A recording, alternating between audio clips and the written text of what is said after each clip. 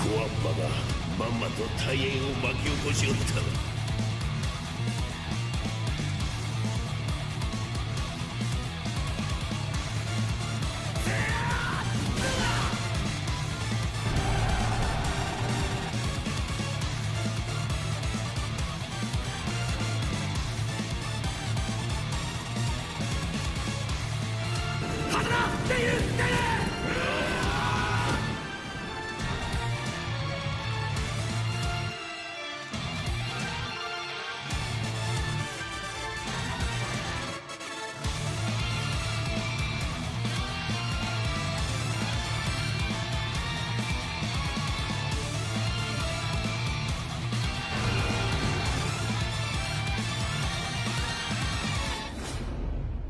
Honneur à vous les gars, j'espère que vous allez bien et bienvenue sur Fumigène. Déjà les amis, j'ai une très bonne nouvelle à vous annoncer, à savoir que je vais augmenter légèrement la qualité des montages de mes vidéos parce que comme vous le savez, je tourne sur mon téléphone, je vais avoir un nouveau téléphone d'une meilleure qualité et je vais bientôt recevoir un nouveau micro.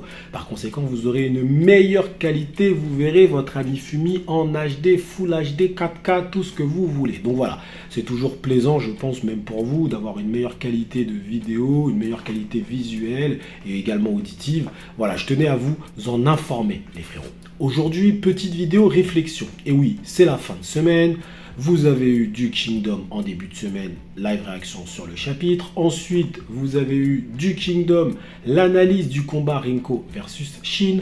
Maintenant, on va faire une vidéo théorie, un what if, un petit peu. Théorie what if. Voilà, un peu des deux les frérots. Vous savez, lors de ma review, du moins lors de mon live réaction sur le chapitre 769, j'ai été étonné de la phrase de Karioten qui disait que, selon elle, si les renforts du Nord-Est, à savoir les 200 000 hommes, avaient rejoint l'armée de Kanki, ils auraient pu vaincre Riboku. On se serait retrouvé à 310 000 versus 340 000.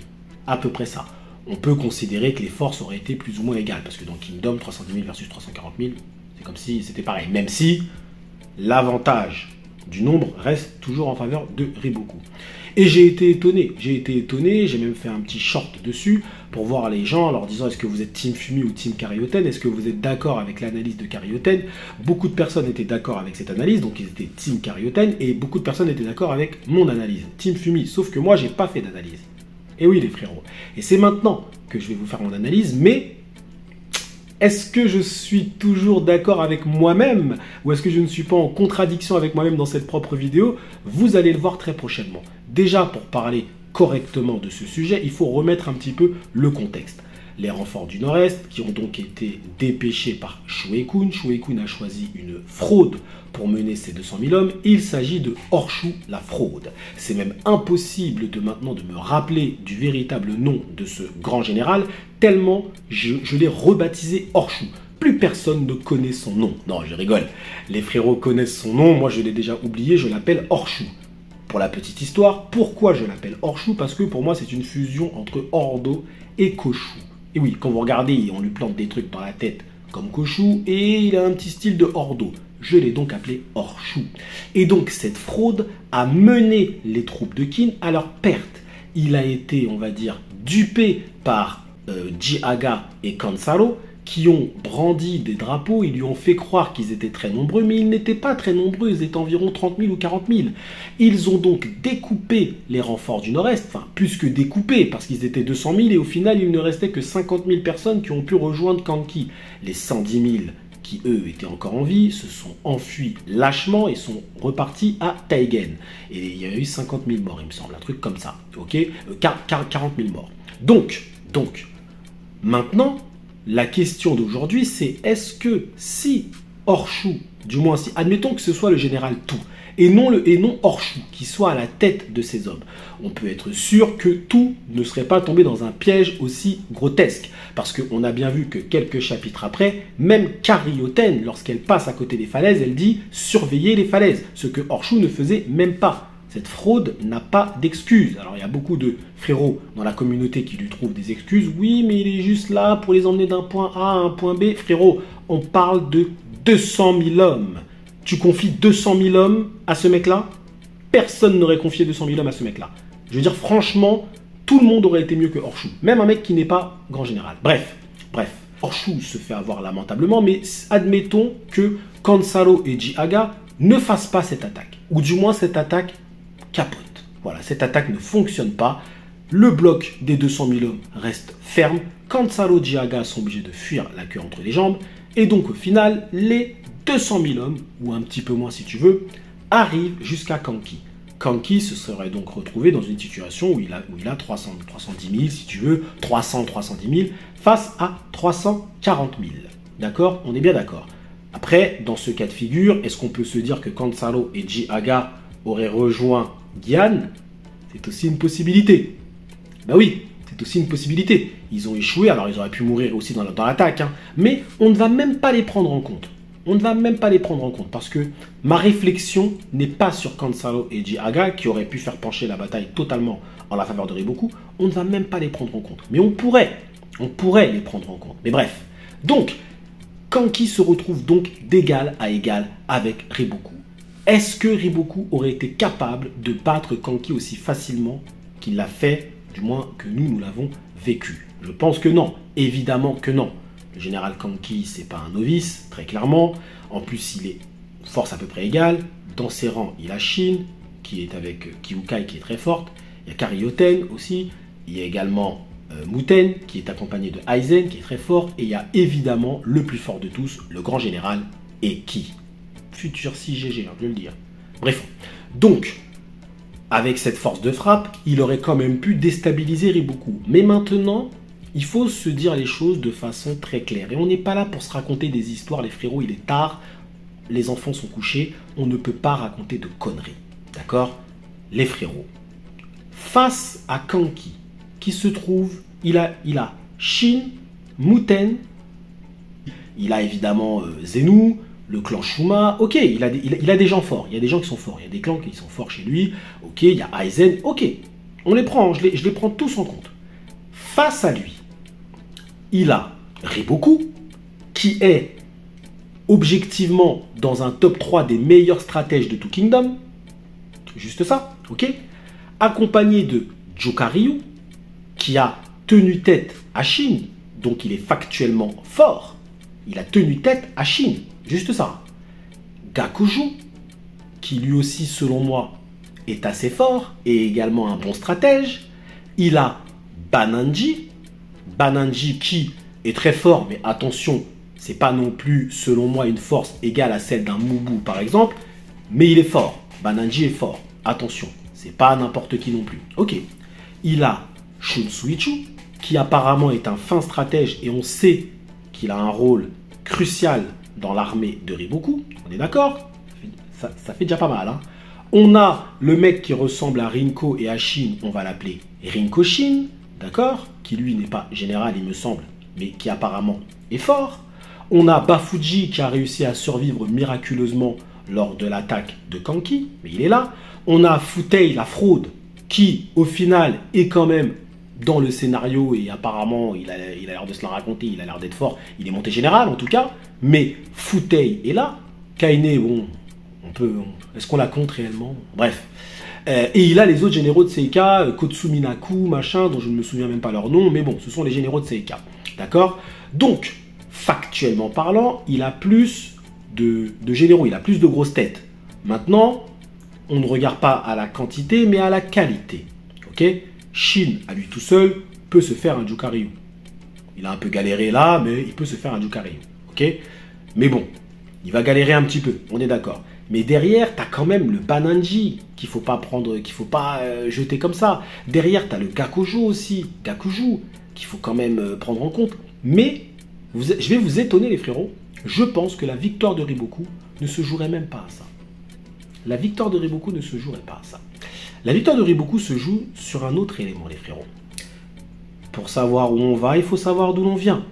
Quel était le plan de Riboku? Le plan de Riboku, c'était de découper les forces de Kin et laisser assez de troupes passer pour que Kin poursuive son attaque. Vous ne pensez pas, factuellement parlant, que Riboku aurait modifié ses plans s'il avait appris que c'était 310 000 hommes qui arrivaient face à lui? Vous pensez pas qu'il aurait modifié ses plans? Moi, je pense que oui. Son plan initial, c'est de se retrouver face à une armée de 140 000, 150 000, 160 000 hommes. Son plan initial, c'est ça. Si on lui dit non, les troupes du Nord-Est sont passées. Ils ne sont pas 160 000 ou 140 000 comme tu le penses.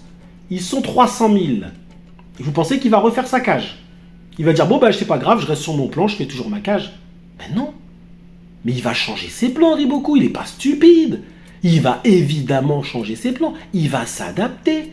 Il va peut-être même appeler Shibacho. Parce qu'il va se dire que là, c'est chaud pour lui. Vous voyez ce que je veux dire?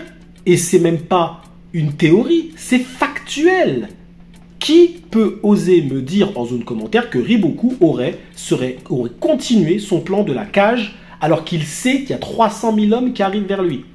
Il sait qu'il a une armée au moins équivalente à la sienne qui arrive. Il va dire, bah, c'est pas grave, on va faire une plus grande cage. Hein? Soyons pas stupides les frérots. Il aurait changé ses plans. Et on aurait assisté à une guerre sur plaine, comme sur les plaines de Shukai. Et sur plaine, désolé mais Kanki il n'emporte pas. Kanki ne bat pas Riboku sur plaine. Celui qui me dit ça en zone commentaire, je dis frérot, faut que t'arrêtes d'être fan de Kanki. Kanki ne peut pas battre Riboku sur plaine. Sur plaine, c'est vraiment une question de stratégie. Parce que frérot, t'es sur plaine, il n'y a pas de relief, de trucs machin, tu peux pas te cacher, machin. Non, t'es sur plaine frérot. Donc là, c'est vraiment stratégie contre stratégie. Donc c'est celui qui aura la meilleure stratégie, qui aura les meilleurs hommes. Ok? Et désolé, ils sont plus nombreux, il a plus de généraux, et il est meilleur stratège. Enfin, il est meilleur stratège. Du moins, il est plus habitué sur ce genre de bataille. Kanki aurait pu tuer ou même bouffer Riboku si la géographie était différente. Tu me dis qu'il y a des bois, il y a des machins, il y a des... Tu vois ce que je veux dire? Ou c'est un siège, c'est autre chose. Enfin bref, tu me dis que c'est totalement autre chose, c'est en montagne, machin. Je te dirais non, là c'est pas pareil. Parce que Kanki utilise l'environnement autour de lui. On le voit bien, même quand il a fui la nuit, utiliser la nuit. Kanki, il utilise son environnement. C'est là où il est fort. Il utilise les armées en face, il prend les vêtements d'un tel, machin, il se cache, il passe par là, il passe dans la rivière, il passe dans les bois. Kanki, c'est ça. Kanki, c'est un mec du terre-terre. Mais par contre, dans une bataille, factuellement parlant, sur plaine, désolé, mais Riboku est plus fort que lui. Par conséquent, je pense que Riboku l'aurait quand même emporté. Mais la différence, c'est que dans la mesure où les forces étaient plus ou moins équivalentes, je ne pense pas que Kanki aurait perdu la vie. Je ne pense pas que Kanki aurait perdu la vie. Je pense qu'il aurait été assez intelligent pour fuir avec ses hommes, etc. Parce que dans le cas de figure, là où Kanki a foncé sur Riboku, essayé de le prendre en tenaille, c'est qu'en fait, de toute façon, il ne pouvait pas fuir. Il ne peut pas fuir, il est bloqué. Qu'est-ce que vous voulez qu'il fasse? Bah, autant essayer de prendre la tête du général en chef, comme il l'a toujours fait. Mais dans un cas de figure où tu lui donnes la possibilité factuellement de fuir, ok? Pensez pas que Kanki l'aurait fui? Bah, attends. Ces hommes, c'est les spécialistes de la fuite. Hein. Vous vous souvenez pas à Kokuyu? Donc, je pense que Kanki aurait pu s'en sortir vivant, par contre. Donc, la victoire, pour moi, serait revenue à Riboku. Clairement, je ne vois pas comment Kanki aurait pu gagner. Par contre, je pense qu'un Kanki aurait pu s'en sortir. Et un Kanki qui s'en sort, c'est un Riboku qui perd. Je l'ai toujours dit, parce que Riboku avait basé toute sa bataille pour tuer Kanki. Donc, c'est une question subjective. La victoire aurait été factuellement celle de Riboku, mais moralement, ça aurait été la victoire de Kanki parce que Kanki n'est pas mort. Et donc, le décapiteur aurait perduré. Maintenant, c'est à vous de me donner votre avis en zone commentaire. Est-ce que vous êtes d'accord avec moi? Est-ce que pour vous, Kanki aurait pu l'emporter même sur plaine et avec moins de généraux, il aurait pu l'emporter sur plaine face à Riboku? Ou est-ce que Riboku l'aurait quand même emporté? Moi, je penche pour Riboku. Désolé. Et non pas seulement parce qu'il a plus de généraux, parce que ces généraux en soi, les généraux de Kin sont quand même plus talentueux. Ok, attention, même s'il en a plus, ceux de Kin sont plus talentueux, mais je pense qu'il l'aurait emporté parce qu'il est meilleur stratège sur plaine, il est plus efficace sur plaine que Kanki. Et oui.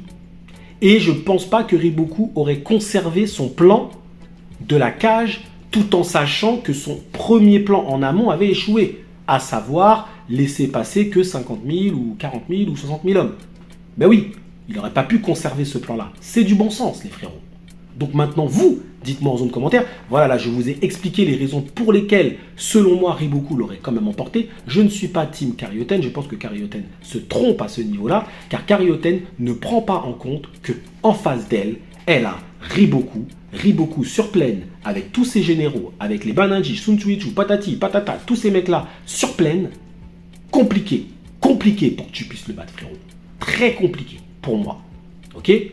Par contre, si tu rajoutes dans la balance un Uzen, on n'est plus sur le même débat. Très clairement. Parce que Uzen sur plaine, pour moi, est équivalent, voire même un chouïa plus fort que Riboku.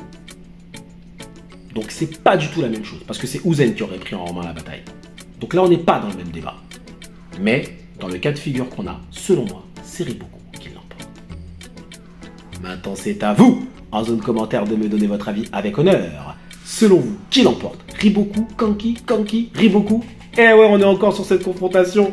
6 mois après, on en parle encore. En tout cas, merci à vous d'avoir suivi cette petite vidéo théorie. Cool, chill, finir la semaine avec fumée sur du Kingdom. C'est pas bon ou pas? C'est bon ou pas? Prenez soin de vous et que l'honneur soit avec vous.